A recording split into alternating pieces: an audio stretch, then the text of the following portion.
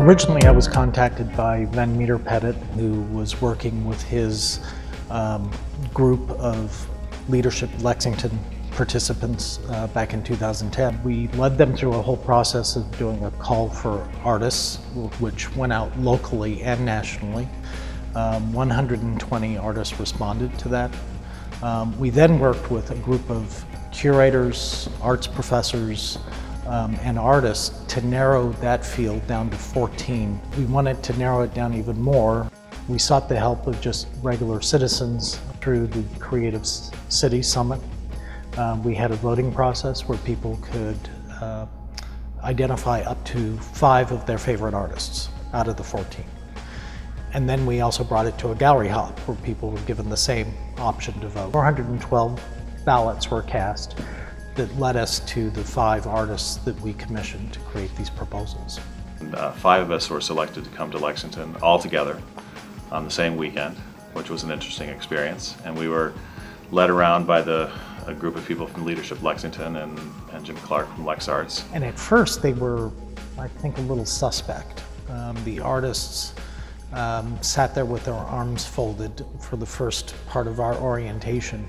And finally I said, well, what's the problem? Why are you acting odd about this? And they said, well, nobody's asked us just to come and do whatever we want.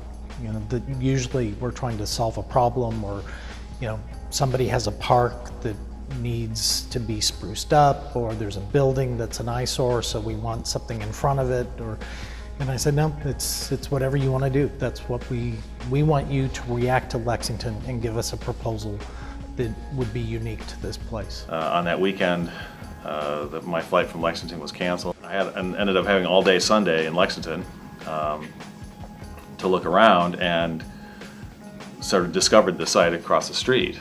And suddenly it sort of clicked that this would be a really great site. And I think it's important to say Leadership Lexington really was enthusiastic by all 5 artists. And I'm pleased and honored that I was selected to be the first one out of that group. We started at the very top.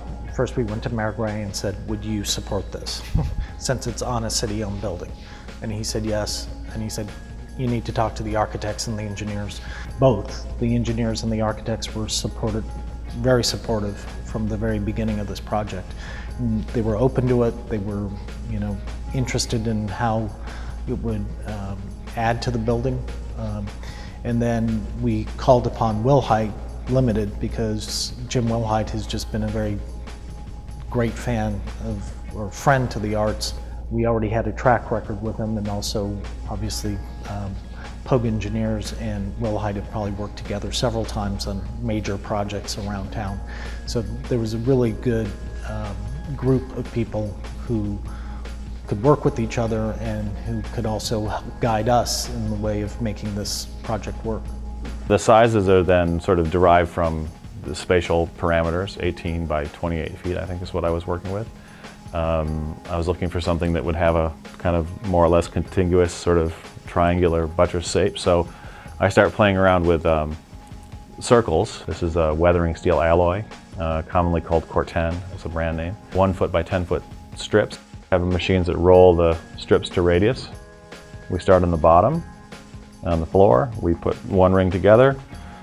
We clamp another ring to it. We use the holes we've drilled as pilot holes, and we continue vertically. These are about 80 inches tall, so they're assembled, and then, you know, we pack them up, got a crane, put them on a truck, brought them to Jim's yard out just outside of town.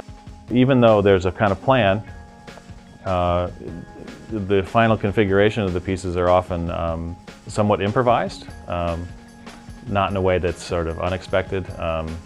So improvised in the true sense of improvised, like there's some structure underneath in which you are sort of working with. Things like gravity and weight and mass, and the way in which you can bring gravity on as a kind of partner. You know, certainly the people I've worked with here have been tremendously supportive, open to, you know, a really kind of wild idea to put this big sculpture on the roof. Lexington has a great vibe. I lived in Houston. My mother's family's from Texas. There is something very true about a kind of a southern sort of ease.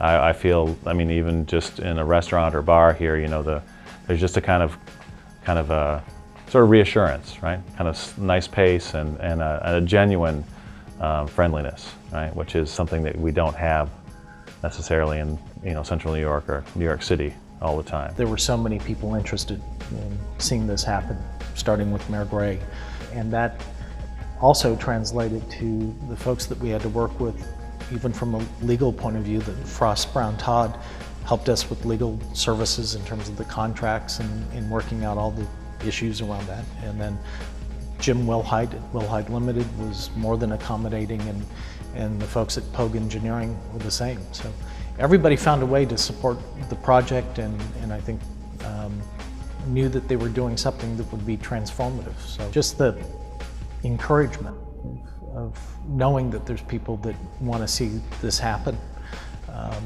So that was very rewarding. Well, public art always gets a reaction.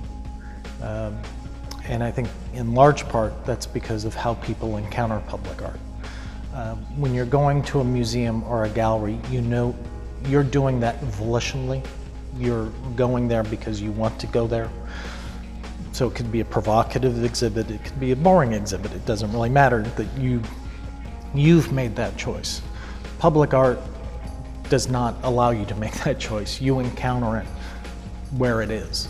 It's a change, and it's a kind of intervention in a space that you don't expect to see a work of art, but it's a building that's an art center. It sort of allows us to re-see this art center as these two very different ideas about what architecture was supposed to communicate and what it was supposed to convey: neoclassicism, Art Deco. And I think within that sort of mix, I think art, I think good, interesting interventions allow us to sort of see things again, see things in a new way, and also to think about, maybe you look around Lexington now and say, huh, you know, there's another interesting corner between two buildings. And what could you do there? Or that there are spaces already existing. Balancing Act and Horse Mania and Dynamic Doors whetted people's appetite for public art, and they were anxious to see something happen that would be more long-lasting. And that's exactly, I think, where we've moved to now, is that we can now move on to create the permanent public art as well as temporary sculptural exhibits. Even though this is a big scale, it's clearly sculpture, but I think it has an opportunity to kind of exist in that way as something that looks like it belongs there. I think it has this very strong relationship to its place and its site, but on the other hand, doesn't. And I think that tension, that kind of dynamic tension between what's there and what's possible is what good art can do. I'm very happy with the results. Yeah.